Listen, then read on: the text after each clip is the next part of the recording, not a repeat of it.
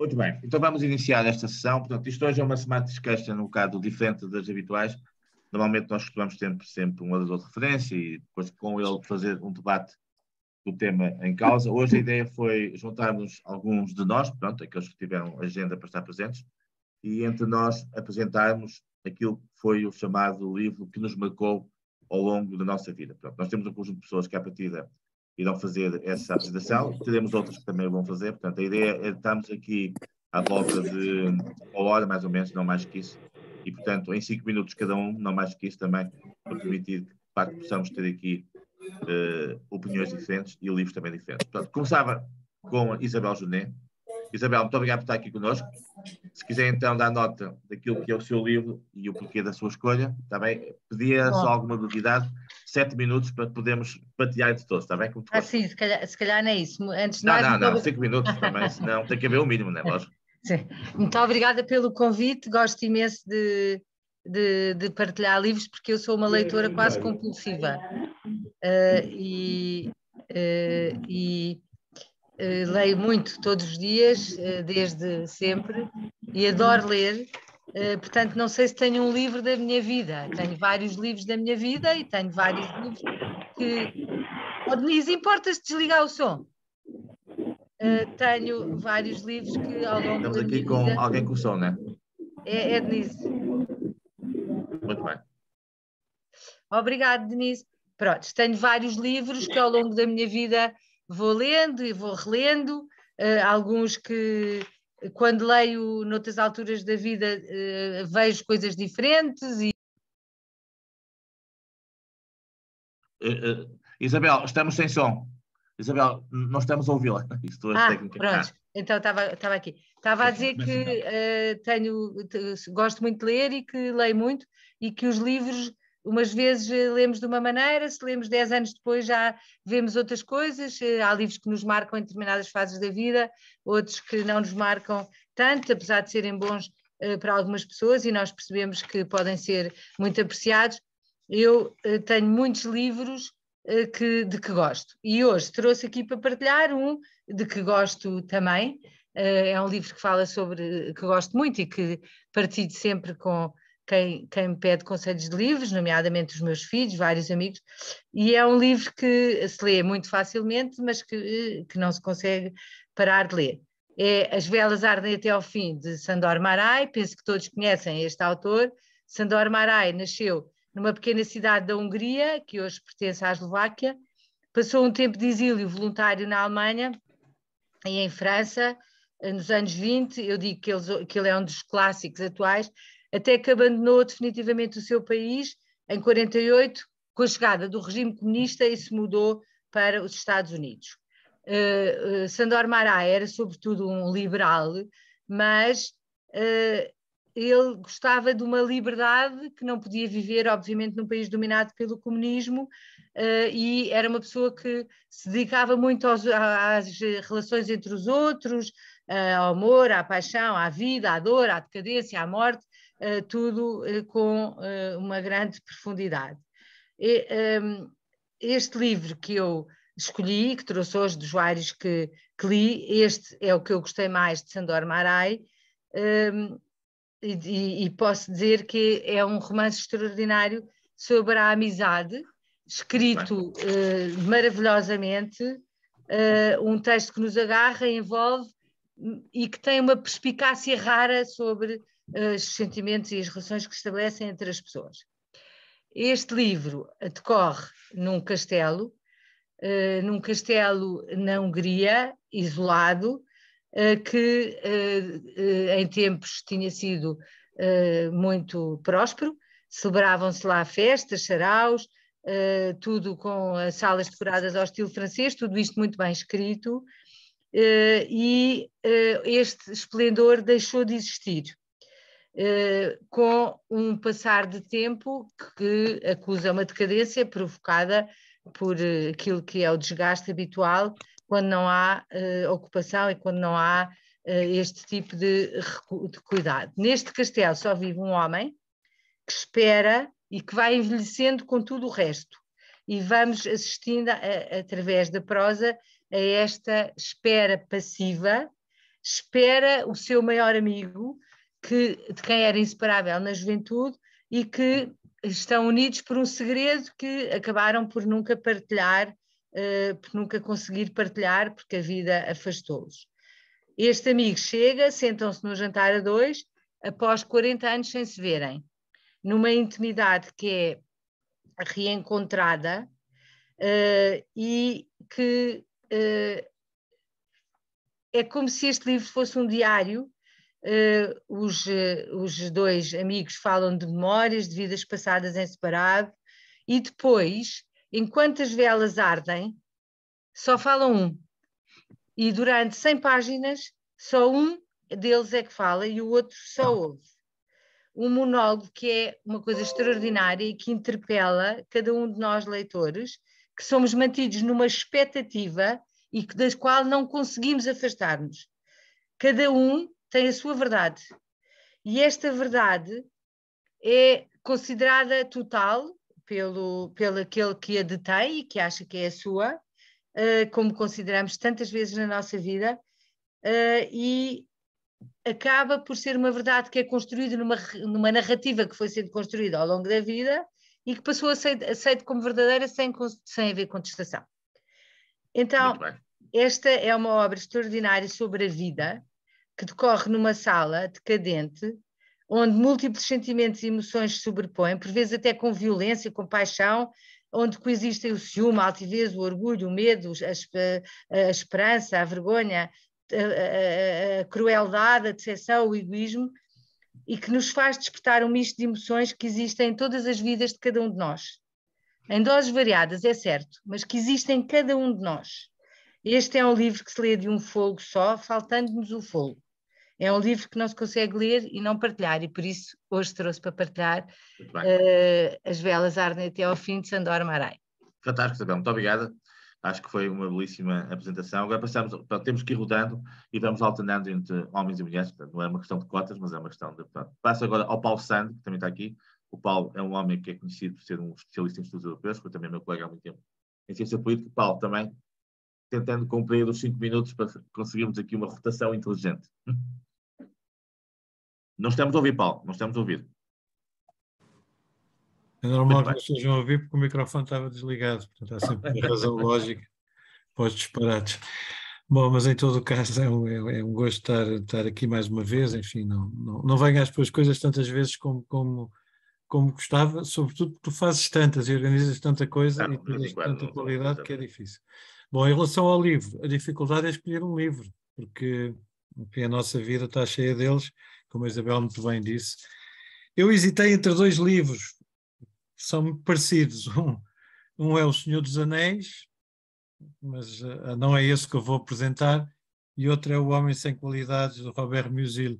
E, portanto, são dois livros que, como vocês podem imaginar, curiosamente têm muitos pontos de contacto. Mas o livro do Musil, O Homem Sem Qualidades, é para mim um livro de cabeceira há muitos anos. É um livro que, como eu costumo dizer, se vai lendo, não vale a pena querer lê-lo de um fogo, porque é muito...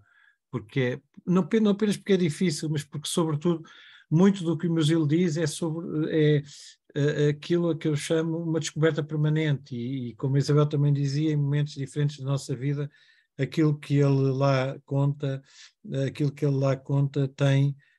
permite-nos interpretações diferentes e leva-nos a conclusões diferentes. É um livro, é um dos grandes livros, na minha opinião, do século XX, é um dos 100 livros de daquelas listas de livros do Guardian e de outras revistas e de outros, enfim, analistas e especialistas, esta coisa dos livros, mas é sobretudo um livro impressionante pela clarividência, ao mesmo tempo por uma espécie de relação completamente resignada e ao mesmo tempo lúcida com a vida.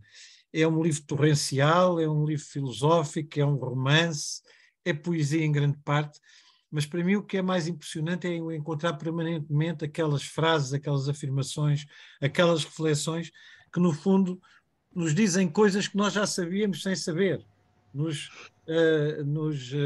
revelam realidades da vida que são descobertas. É como quando se diz, bom, Eu, a primeira vez que pensei na minha cabeça que não havia camelos em Portugal, descobri que não havia camelos em Portugal, já sabia, mas nunca tinha tido essa consciência, nunca tinha pensado, olha, não há camelos em Portugal. Bem, há no jardim zoológico, mas em todo o caso não são animais autóctones, se quisermos. São aquelas coisas que nós descobrimos porque nos vamos confrontando com elas. É um romance, conta uma história, mas é uma história, ele nunca acabou, ele aliás estava à procura de uma conclusão, já tinha feito vários ensaios e morreu de repente nos anos 40, julgo eu, sem ter sequer publicado, portanto ele foi publicado depois, uma parte já tinha sido antes, mas o resto foi publicado depois, e é um livro também muito filosófico, é um livro que remete para Sartre, remete para Beauvoir, remete para Nietzsche até, no fundo, não é? E tem esta reflexão sobre a vida, que é, como eu disse, ao mesmo tempo uma espécie de... Ele trabalha no grande desígnio. O grande desígnio é a comemoração dos anos, dos 70 anos, são os 70 anos, do Francisco José.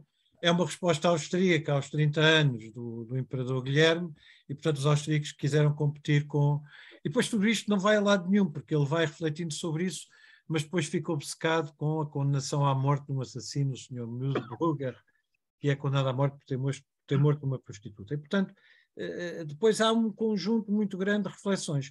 Eu proponho só rapidamente ler meia dúzia dessas reflexões, dessas ideias, muito que bem. depois Traiam em muitas páginas. E desde logo esta ideia de que não há falta de alma, não há sequer falta de ideias. O que há é falta de uma ideia sobre a alma e sobre as ideias. Ou seja, elas existem, mas nós não, no fundo, vivemos-las, mas não conseguimos refletir sobre isso, sobre a nossa alma. Nós temos alma, não quer dizer que não haja alma nas coisas que fazemos, na vontade com que as fazemos, não quer dizer que não haja ideias, mas temos que ser capazes de ter uma ideia sobre isso. Depois, a ideia de que o homem quer ser quem é. Eu quero ser quem eu sou, eu quero expressar-me na minha totalidade, mas não consigo.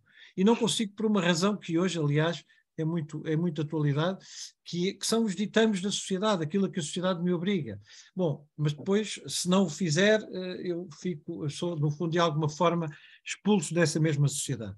Outra ideia sobre a estupidez, que me parece muito interessante, é que se a estupidez vista por dentro não se confundisse com o talento, e vista por fora não parecesse progresso, gênio, esperança, etc., bem, ninguém queria ser estúpido. Nós apercebemos, eu sou estúpido, não quero ser, mas a verdade é que há estupidez, há muita estupidez, enfim, ninguém acha que o seja, portanto o problema é esse, é que não conseguimos identificá-la para expurgar de alguma forma. Depois uma coisa que ele dizia sobre Viena, ele chamava a Viena a Cacânia, enfim, e isto não era propriamente um elogio, e ele dizia sobre Viena que a Constituição, enfim, diz ele, naquela altura é no princípio do século, o livro refere-se imediatamente ao período antes da Primeira Guerra Mundial, diz que a Constituição era liberal, mas o regime era clerical. O regime é clerical, mas a vida era liberal. E todos os cidadãos eram iguais perante a lei, mas nem todos eram cidadãos. Enfim, só mais duas citações, eu acho. Muito bem. Sim, senhor. É só para mantermos quase a acabar, não quero amassar ninguém. Não, está tudo bem. Porque estas citações são muito... fantásticas, sem dúvida, Paulo. Fantásticas. Não há nenhum pensamento importante que a burrice não saiba usar. A burrice sabe usar tudo. Voltamos à história da estupidez, mas neste caso chama-lhe burrice. Ela é móvel e pode vestir todos os trajes da verdade, todos os que quisermos. O problema é que a verdade só tem um vestido de cada vez e só tem um caminho, e por isso está em desvantagem em relação à burrice. A diferença entre um homem são e um louco é que o são tem todas as doenças da mente, o louco só tem uma. E finalmente, para acabar e não amassar ninguém, one does what one is, cada um faz aquilo que é, mas cada um se torna aquilo que faz. E, portanto, é um bocadinho, no fundo, um confronto com a vida e com o enigma da vida e com as dificuldades da vida, numa perspectiva de alguém que já desistiu de querer ser importante e que se considera a si próprio um homem sem qualidades. Enfim, é um livro muito grande, muito longo, 1000 e tal páginas. Eu não tenho tempo para mais, mas enfim. Isto fantástico, Paulo. Muito obrigado. Uma última referência que me acompanha sempre, que é esta. Uma das duas razões para o conflito, ele refere-se aí ao conflito no casamento, na relação individual, mas isto é extensível a tudo, é a vontade de ter razão. E a vontade de ter razão é uma das coisas que inquina as relações humanas. E eu acho que nunca vivemos um período em que isso fosse tão evidente como aquele que estamos a atravessar. Sem dúvida. Paulo, muito obrigado. Excelente, como sempre.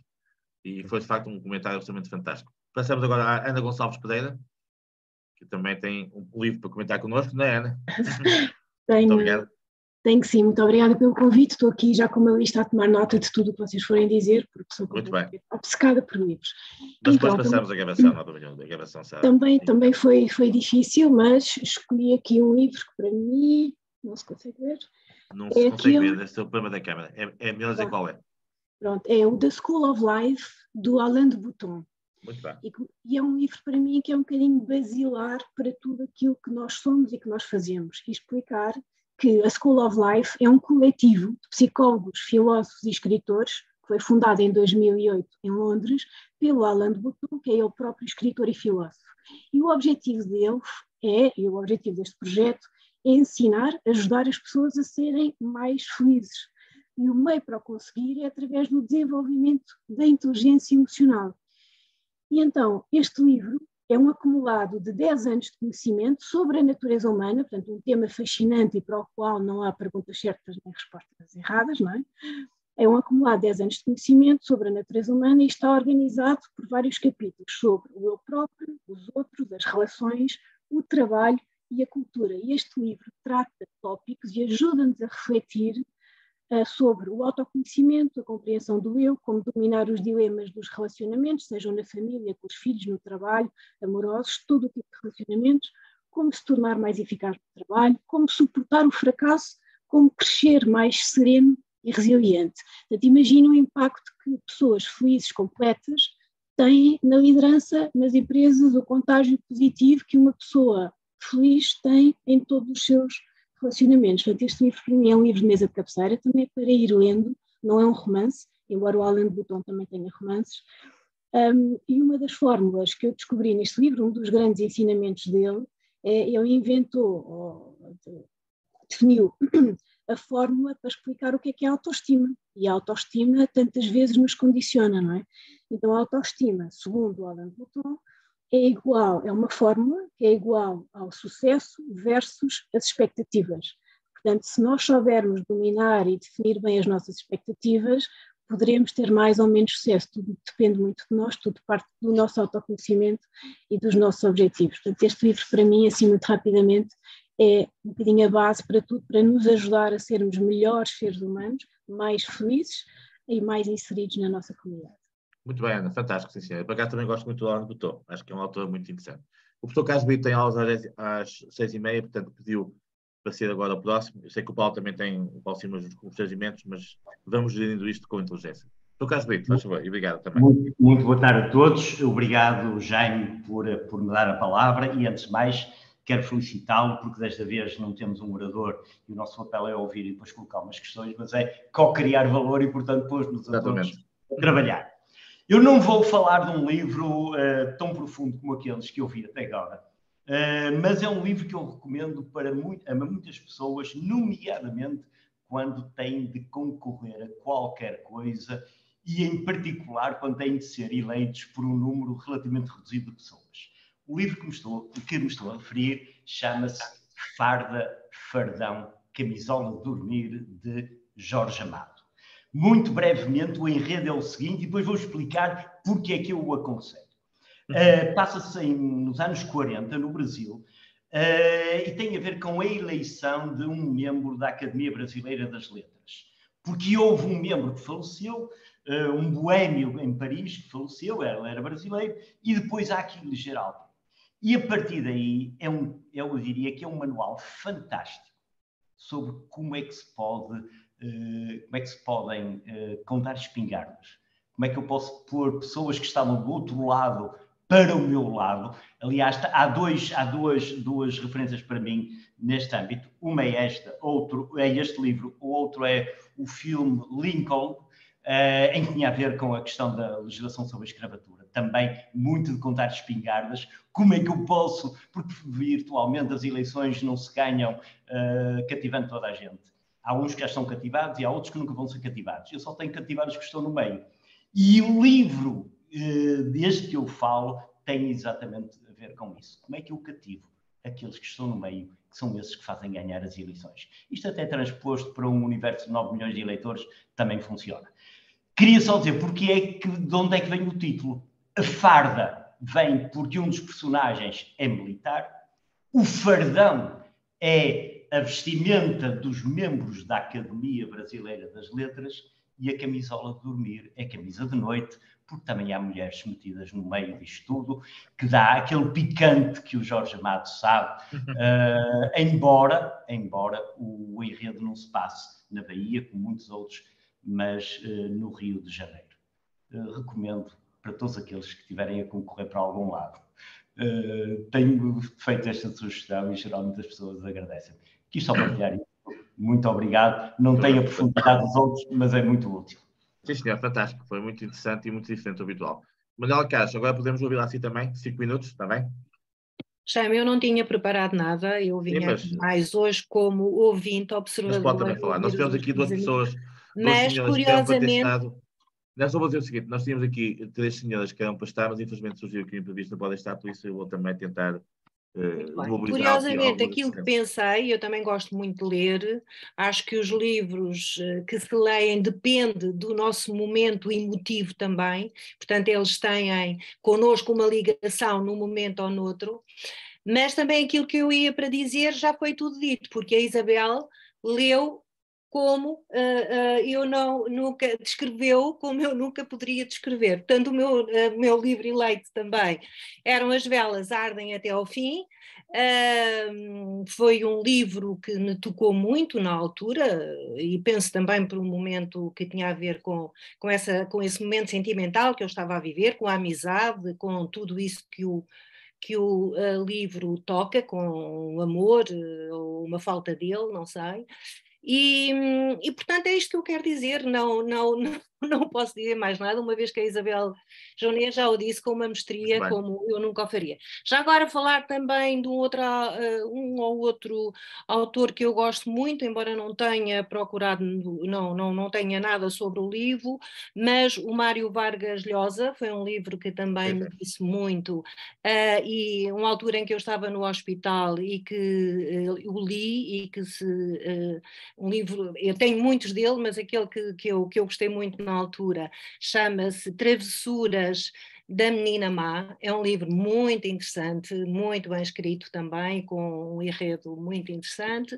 E ultimamente também uma escritora que eu não conhecia, que se chama Délia Owens, e o livro cujo nome é Lá Onde o Vento Chora. É um livro muito interessante, tem a ver com o abandono, com a natureza, com a ligação, exatamente essa parte da natureza aos animais, à solidão. É um livro muito, muito bonito que recomendo.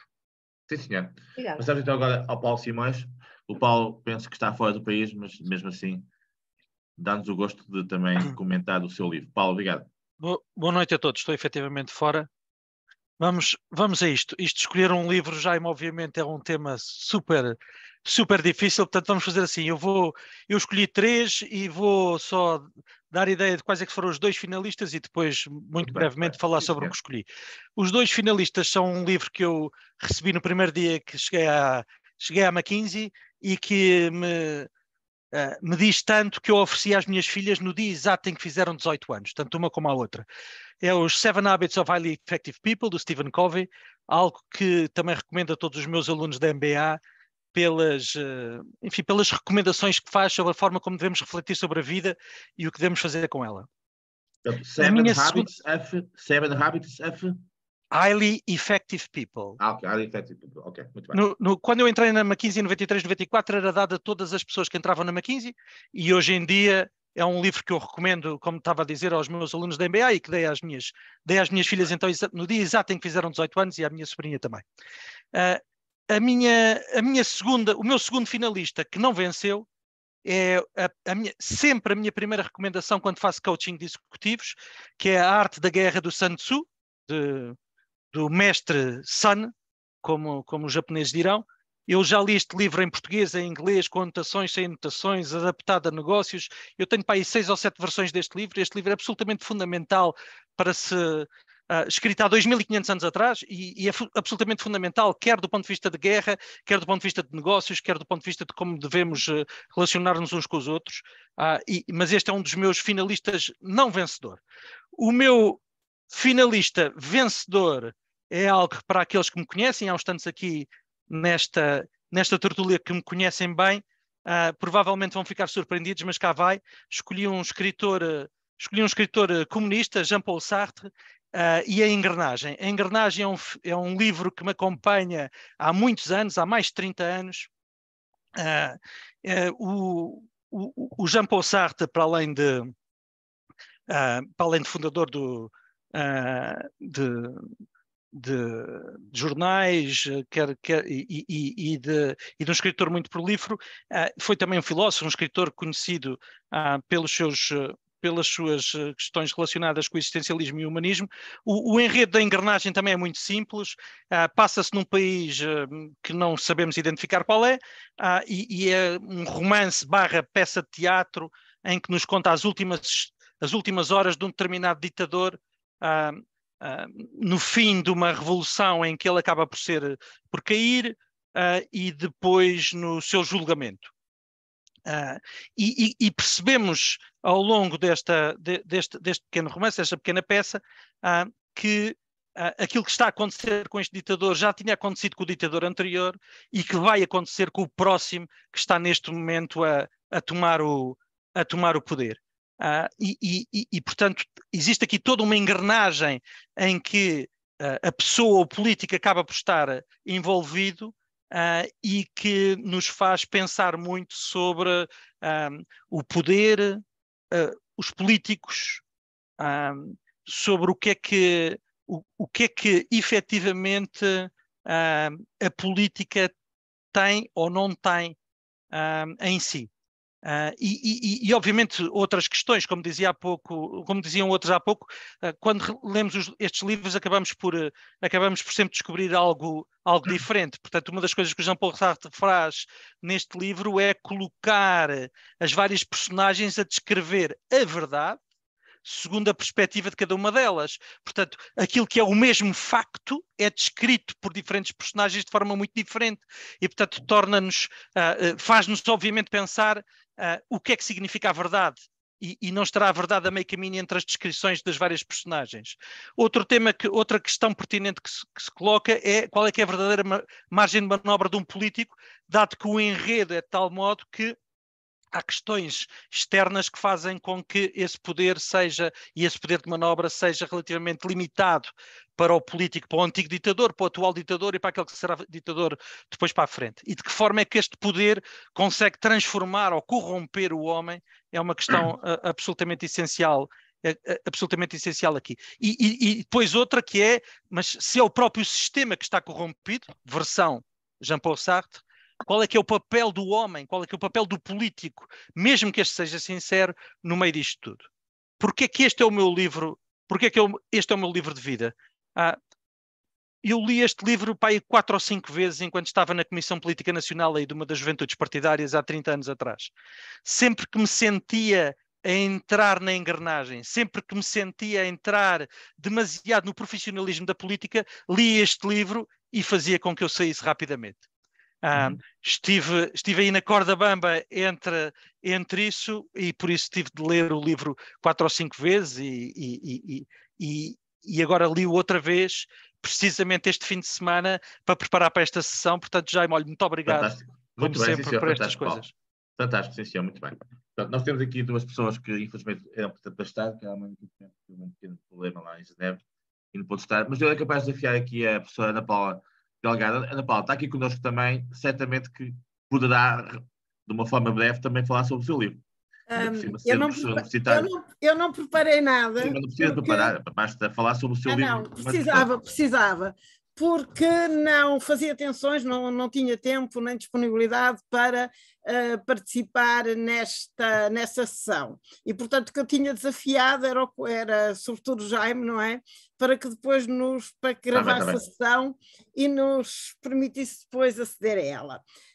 Os 2 livros que eu partilho muitas das ideias das pessoas anteriores, não há um livro, há vários livros e ao longo da vida a gente vai passando de um para o outro, mas há 2 livros que me acompanham há dezenas de anos. São As Memórias de Adriano, da Marguerite Yourcenar, e o outro, Os 7 Pilares da Sabedoria, do Thomas Edward Lawrence. Eu gosto particularmente das Memórias de Adriano, até pelo tom em que ele é escrito. Eu gosto de livros escritos na primeira pessoa, e a forma muito crítica como o Adriano revisita toda a sua vida e se interroga e se põe permanentemente em causa, e depois também por aquelas maravilhosas páginas de paixão por Antino que aparecem no meio do livro. O livro do Thomas Edward Lawrence, eu acho que é um livro que nos faz perceber que o impossível é possível. A tomada de Áqaba acontece por terra, o que era largamente improvável, porque em princípio nunca ninguém tinha atravessado aquele deserto, e os canhões estavam todos virados para a água, e portanto chegar a Áqaba por terra era uma missão praticamente impossível. Eu noto que na Segunda Guerra Mundial os japoneses chegaram a Singapura exatamente na mesma lógica, portanto invadindo Singapura por terra, o que era considerado impossível. Os canhões de Singapura estavam todos virados mais uma vez para o mar. E, portanto, eu gosto do livro, não apenas pela forma como ele está escrito, por aquilo que ele descreve, por essa ideia, por esse desafio permanente de encontrar uma solução para um problema que parece que não tem solução, mas também eu acho que ele é incontornável se nós quisermos perceber o que se passa hoje no Médio Oriente. A forma como aquele mapa é retalhado entre as principais potências europeias explica muito dos problemas que nós hoje encontramos no Médio Oriente. Aqueles 2 livros que eu estou a falar, eu acho que são livros grandes, não são fáceis de ler. Para mim são muitas vezes aqueles livros de cabeceira que eu conheço tão bem que vou lá voltando quando me apetece, e portanto se eu tivesse que recomendar um livro muito mais recente de uma escritora portuguesa, a Lídia Jorge, A Misericórdia, eu acho que A Misericórdia é um livro incontornável, porque fala de facto de um problema que na sociedade portuguesa é um problema cada vez mais atual, e é a forma como nós encontramos soluções para a velhice e sobretudo para as pessoas que são idosas e estão sozinhas, e como essas soluções são largamente insatisfatórias, mesmo quando, porque é o caso ali, mesmo quando os recursos financeiros estão disponíveis para que as pessoas tenham o que à partida parece uma solução quase que topo de gama. Portanto, quem não leu, eu iria desafiar dos 3 a ler A Misericórdia, embora os meus preferidos sejam os outros 2. Muito bem, muito obrigado, Paulo. Excelente, senhor. Passamos ao nosso amigo José Mendes Ribeiro, um homem da saúde, mas que também nos traz aqui um pequeno comentário, não é, José Mendes Ribeiro?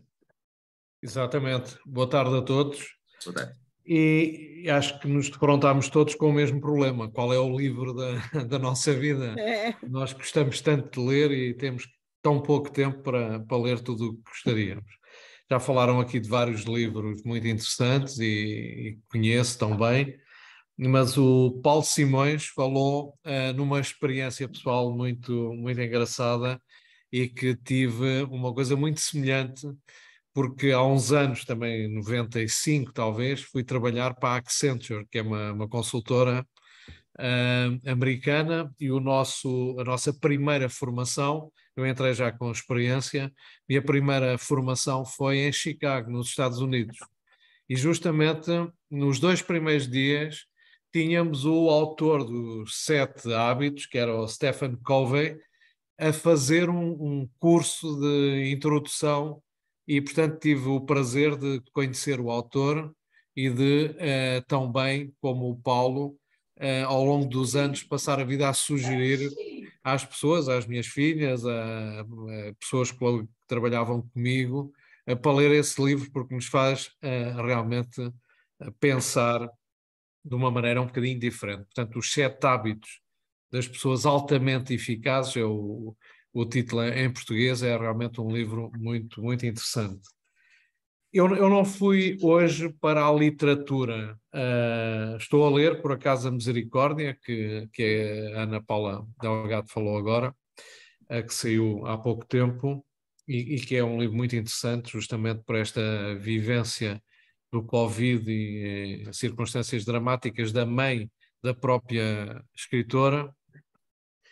Mas fui, digamos, trazer aqui um livro um bocadinho fora, talvez, do contexto em que, porventura, todos têm estado a apresentar as suas escolhas, mas porque queria fazer uma ponte com aquilo que me surgiu como uma nova época na história que a inteligência artificial está a trazer. E então foi publicado há cerca de, enfim, 2021, um livro que se chama A Era da Inteligência Artificial. Eu não sei se consegue ou não. Sim, mais ou menos, sim, muito bem. Vê-se. A Era da Inteligência Artificial foi feito por uma equipa que costuma trabalhar com o Henry Kissinger e num estilo de abordagem um bocadinho de relatório, mas que acaba por ser um livro realmente muito interessante, porque justamente aborda este tema de como a inteligência artificial vai, digamos, introduzir na história uma nova época. Eles comparam esta época como a época do iluminismo ou do Renascimento. Portanto, há uma mudança ao antes e o depois da inteligência artificial, para o bem e para o mal, obviamente. E aquilo que me impressionou foi também, não fizeram um livro chato de tecnologia a dizer como é que a inteligência artificial funciona ou quais são as soluções técnicas que existem, etc. Fizeram fundamentalmente um livro que nos permite ter uma visão da evolução da ciência e do homem, da humanidade, de como é que a inteligência artificial pode contribuir para muitos desses desafios. Dizem, por exemplo, em si mesma a inteligência artificial não é uma indústria, muito menos um produto específico. Para usar o jargão estratégico, não é um domínio. É sim um veículo de muitos ramos de atividade e facetas da vida humana: investigação científica, educação, manufatura, logística, transportes, defesa, justiça, política, publicidade, arte, cultura, saúde. E na saúde dão um exemplo muito interessante, logo de início, através no MIT, os investigadores anunciaram a descoberta de um novo antibiótico capaz de eliminar estirpes de bactérias que até então se tinham revelado resistentes a todo o tipo de antibióticos. Como sabem, este é um problema agora complexo na saúde, é que vamos criando resistências e, portanto, por isso o controle dos antibióticos neste momento é feito com bastante rigor. E aquilo que eles fizeram foi justamente desenvolver um algoritmo. Esse algoritmo acabou por permitir treinar a partir de 2.000 moléculas conhecidas, a tentar avaliar qual seria o antibiótico que podia interagir com esta bactéria. Depois deste treino, a partir de 2.000 antibióticos, então alargaram a pesquisa a um conjunto de 61.000 moléculas que correspondem a medicamentos aprovados pela FDA, pela Agência Federal Americana, e chegaram à conclusão que apenas um antibiótico conseguia realmente dominar essa bactéria que tinha sido descoberta e que não conseguiam encontrar a solução. Pronto, em 61.000 hipóteses apareceu um cruzamento virtuoso Eles batizaram inclusivamente este antibiótico por alicina, numa alusão ao computador HAL do filme 2001, Odisseia do Espaço, que todos conhecemos. Portanto, a inteligência artificial de facto vai mudar a nossa vida, ela está já presente em tudo, desde o mais simples motor do Google à nossa pesquisa de qualquer coisa, está no nosso carro, está no nosso dia-a-dia, todas as formas, e agora também apareceu aqui uma graça, digamos, que tem um pouco a ver com a literatura e que eles chamam o GPT-3, que é na prática uma espécie de terceira geração de uma machine learning que permite, inclusivamente, escrever poemas, dando-lhe uma frase, fazendo perguntas, preparar textos e opinar sobre tudo. Portanto, de facto, a nova época da inteligência artificial vai ser mais uma revolução na humanidade. E por isso fantástico. acho que era um tema Muito engraçado. bem, sim senhor. Muito obrigado. Fantástico. Denise, quer também partilhar connosco de forma breve o seu livro?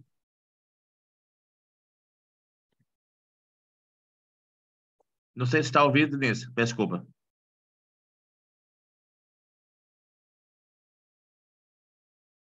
Não está a reagir. Denise, não está a ouvir, pois não? Muito bem.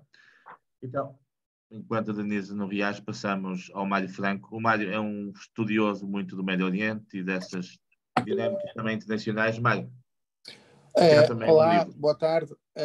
Eu agradeço imenso. Não vou falar do livro da minha vida, também sou um leitor obsessivo, principalmente desde que apareceram os e-books e os audiobooks, me permitem praticamente estar a ler quase durante o dia inteiro, em todos os bocadinhos, e não vou falar do livro da minha vida, tenho vários, como foi aqui referido, mas vou falar de um livro que me parece essencial para se compreender o mundo atual nos próximos anos ou talvez nas próximas décadas, que é o livro Chip War, portanto, a Guerra dos Chips. Foi agora, penso que é um bom momento para fazer a apresentação deste livro, a seguir à apresentação que foi feita sobre o livro da inteligência artificial. Como nós sabemos, todas estas novas tecnologias dependem da capacidade dos computadores, e a capacidade dos computadores depende da capacidade dos chips, dos processadores. Isto é muito importante porque, por exemplo, uma das vantagens dos Estados Unidos e da NATO em termos de guerra, e eu até sou objetor de consciência, é realmente a precisão com que os mísseis e as armas conseguem atingir o seu alvo. E é essa capacidade que dá alguma vantagem, ou bastante vantagem, à NATO e aos Estados Unidos. E essa vantagem advém do facto dessas armas utilizarem os chips mais avançados. E é essa a grande diferença. De tal maneira, e este livro Chip War faz uma análise geoestratégica do chip, como se fez ou se pode fazer sobre o petróleo ou sobre outras infraestruturas. Não é por acaso que neste momento a fábrica que produz os chips mais avançados está em Taiwan, e os Estados Unidos jamais deixarão que Taiwan seja invadida, porque exatamente, e foi uma estratégia de Taiwan há décadas, de ter lá a fábrica que produz os chips mais avançados e que nos dão vantagens em todos os aspectos. De tal maneira que neste momento os Estados Unidos e a Europa estão a obrigar essa empresa a produzir ou a ter fábricas nos Estados Unidos e na Europa. Mas mesmo essas fábricas, neste momento já estão acordadas, não vão produzir os chips de última geração, vão produzir os de penúltima geração. Os de última geração, para já, vão continuar a ser produzidos em Taiwan. Um outro aspecto que me parece extraordinariamente importante para compreender a geoestratégia de hoje é que só há 2 ou 3 empresas que produzem chips de topo, o que é impressionante. E a que produz melhores chips está em Taiwan. Mas, curiosamente, só há uma empresa no mundo que vende as máquinas para produzir esses chips. E essa empresa está na Holanda, é a ASML, e neste momento os Estados Unidos estão a negociar com a Europa e com a Holanda a não venda das máquinas mais avançadas à China, exatamente para manterem a sua vantagem competitiva. Esta realidade, que eu estou aqui apenas em 5 minutos a apresentar, tem tido um desenvolvimento quase diário. Pode-se procurar na Bloomberg ou no Financial Times, que praticamente diariamente tem notícias sobre esta matéria, e é uma das matérias geopolíticas e geoestratégicas mais importantes para as próximas décadas, que é o controle dos chips e a produção de chips de última geração. Este livro, Chip War, não é um livro também muito técnico, mas é um livro estruturante para compreender a geopolítica da produção de chips, que tem impactos na área militar, na área civil, na área da saúde, na área da inteligência artificial. Portanto, no fundo, é a infraestrutura de todo o mundo onde nós vivemos.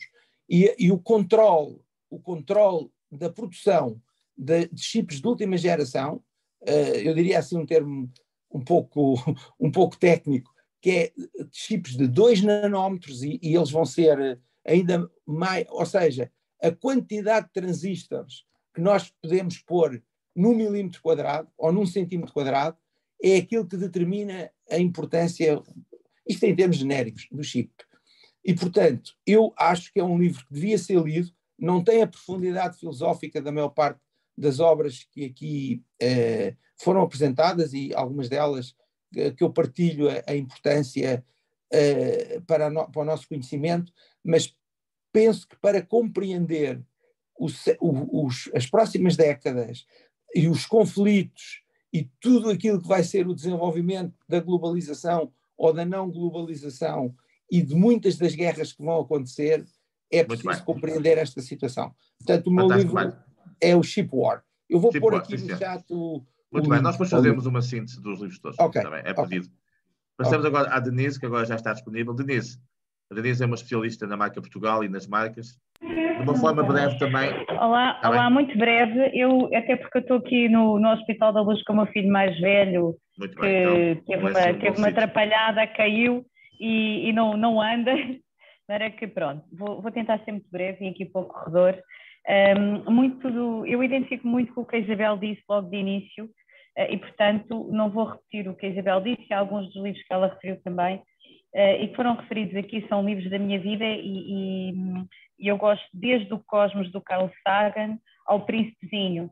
Portanto, eu gosto sobretudo de livros que reflitam sobre a vida, sobre as coisas mais simples e mais importantes, e também que nos transmitam informação sobre coisas novas, diferentes, e portanto tem assim um leque muito variado. Mas hoje vou-vos falar muito rapidamente de um livro que possivelmente conhecem, que é O Profeta, do Khalil Gibran. O Khalil Gibran, como sabem, foi um libanês, viveu no final do século XIX, princípio do século XX, foi um homem que viveu só 48 anos, mas era um sábio e era de facto um ensaísta, um filósofo, um pintor, e deixou-nos esta obra que é muito simples e fala sobre as várias coisas da vida, desde o trabalho ao amor, à amizade, aos filhos, mas de uma forma deliciosa, a meu ver, precisamente por ser tão simples e por ir falar de verdades tão profundas que nos tocam a todos de uma forma tão que é difícil qualquer um de nós não se identificar. E mais do que estar aqui a falar sobre o livro, recomendo que leiam, é muito pequenino e é um livro de consulta, de ir lendo, é um livro a que se recorre várias vezes. Preferia ler-vos aqui um pequeno trecho que é o conhecimento de si próprio. Não sei se me estão a ouvir bem. Estamos perfeitamente. Pronto, então, o conhecimento de si próprio. E um homem disse, fala-nos do conhecimento de si próprio. Porque o profeta tem a ver com a ida do Al-Mustafa para a sua terra natal. Ele estava numa ilha à espera que o navio fosse buscar e estava ansioso, e quando o navio veio buscar, ele de repente sente aquela tristeza de deixar para trás a cidade e os habitantes que tinham acolhido tão bem e aqueles que tinha afeiçoado, e pedem-lhe para ele falar sobre esses vários aspectos da vida. E, portanto, eu vou-vos ler aqui um trecho do livro. O conhecimento de si próprio. E um homem disse: fala-nos do conhecimento de si próprio. E o Al-Mustafa respondeu, dizendo: vosso coração conhece em silêncio os segredos dos dias e das noites, mas vossos ouvidos anseiam por ouvir o que o vosso coração já sabe. Desejais conhecer em palavras aquilo que sempre conheceste em pensamento. Quereis tocar com os dedos o corpo nu de vossos sonhos, e é bom que o desejeis. A fonte secreta de vossa alma precisa brotar e correr, murmurando para o mar. E o tesouro de vossas profundezas ilimitadas precisa revelar-se a vossos olhos. Mas não useis balanças para pesar vossos tesouros desconhecidos, e não procureis explorar as profundidades do vosso conhecimento com uma vara ou com uma sonda. Porque o eu é um mar sem limites e sem medidas. Não digais: encontrei a verdade. Dizei de preferência: encontrei uma verdade. Não digais: encontrei o caminho da alma. Dizei de preferência: encontrei a alma andando em meu caminho. Porque a alma anda por todos os caminhos. A alma não marcha numa linha reta, nem cresce como caniço. A alma desabrocha, qual um lótus de inúmeras pétalas. Muito obrigada, Jaime, muito obrigada a todos. Eu vou desligar a câmara, pôr a máscara e continuar a deliciar-me a ouvir. Muito obrigada. Muito bem. Nós combinámos que terminávamos às 7 horas. Pronto, isto hoje é uma sessão, digamos que mais limitada no tempo. E vamos terminar com o Pedro Lopa. Portanto, o Pedro Lopa também tem feito algum trabalho sobre a economia consciente e sobre estas áreas do pensamento. Pedro, quer também falarmos do seu livro? Está bem, de forma breve, para terminarmos às 7 horas. Obrigado a todos pela inspiração nos livros. Obrigado, Denise, também pela última inspiração, que está muito próxima, algo próxima daquilo que eu vou falar. Eu tenho uns 15 livros, praticamente, que me acompanham, mas é evidente que vou só falar de um, e aliás, para mim a escolha foi imediata, não tenho dificuldade em escolher, e é um livro que não só me transformou a mim, mas que me acompanha durante os últimos 15 anos e que me ajudou a passar de um estado para o outro e, aliás, a ter uma visão completamente diferente e poder abordar este tema. E o livro, e o autor em concreto, é o Eckhart Tolle, e o livro é O Poder do Agora. Talvez, O Poder do Agora. De Paulo Coelho, em inglês. Este livro foi escrito por Eckhart Tolle. O Eckhart Tolle é um alemão que estudou na Inglaterra. Ele passou de adolescente, ele esteve em Espanha, em Málaga, mas depois foi estudar para a Inglaterra. Ele estava professor universitário e, à volta dos 30 anos, ele sofreu um detonante, digamos, um aspecto bastante forte na sua vida. Ele estava numa depressão muito grande, estava à beira do suicídio, e de um dia para o outro ele sofre, digamos, um estado de consciência, uma alteração de estado de consciência que lhe mudou radicalmente a vida dele. Ele esteve durante 2 anos a deambular pelos bancos de Londres. É um caso muito interessante. Ele não conta muita história dele para perceber aquilo que lhe estava a acontecer, e basicamente o que ele teve foi aquilo que se chama tecnicamente uma evolução da consciência para um estado perfeitamente alterado. E o Eckhart Tolle começou a falar sobre aquilo que lhe estava a acontecer passado 2 anos dessa situação. Começou com grupos pequenos, até que um dia, nesses grupos pequenos, começaram a alargar os grupos, as pessoas começaram a ficar muito interessadas naquilo que ele falava, e dessas conversas todas nasceu o livro que é O Poder do Agora, que é um livro que eu realmente recomendo. É um livro muito profundo, que traz temáticas muito interessantes, mas mais que trazer temáticas, traz para mim o que é a desconstrução da consciência, e é aquilo que me fez, a partir desse momento, começar a estudar aquilo que eu estudo, que é a consciência humana. E é muito interessante porque, entre vários autores, ele transformou-se naquilo que é chamado um líder espiritual. Ele cruza muita informação sobre várias religiões, não fala de religiões, ele não é religioso, mas ali fala, o livro cruza desde o budismo ao cristianismo. Ele fala muito da história e dos movimentos de Jesus, mas não tem a ver com isso. Ele leva-nos a um tema muito importante que tem a ver com o pensamento e aquilo que eu chamo o falso eu, a nossa noção do falso eu, que é o ego. Okay? E, portanto, essa mente que ele fala leva-nos do passado, presente, do passado ao futuro, e nesses espaços que nós caminhamos entre o passado e o futuro, é onde ele chama que reside realmente a infelicidade e a frustração, porque realmente não estamos naquilo que ele chama o poder do agora. Não é? Que esse poder do agora é algo que nós encontramos essa nossa felicidade. Eu gostava só de reler algumas passagens. Sim, mas, Pedro, uma coisa muito breve, está bem? Que é para ver se terminamos às 7, está bem? Okay? Sim.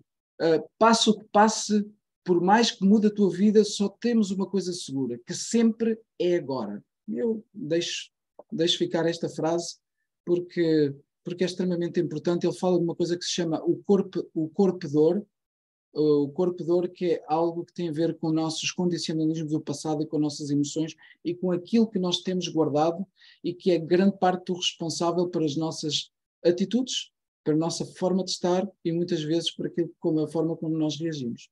E isto é extremamente importante no mundo que vivemos hoje, na situação que nós temos agora e em tantos conflitos que vivemos na nossa vida.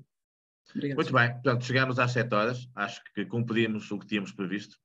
Muitos parabéns a todos e muito obrigado pela vossa disponibilidade. Haveremos de repetir estas sessões noutros momentos com outras pessoas. Eu propósito que foi aqui, recordo-me sempre de uma frase do Ortega Gasset, aliás, nós repetimos muitas vezes, o homem é o homem e a sua circunstância. E acho que o que aconteceu isso foi hoje muito aqui. Muito obrigado a todos pela vossa presença. Obrigada. Nós enviaremos depois, como é habitual, a gravação da sessão e também a indicação dos livros, está bem? Com muito gosto. Obrigada. Obrigada a todos. Boa noite. Obrigado. Boa noite.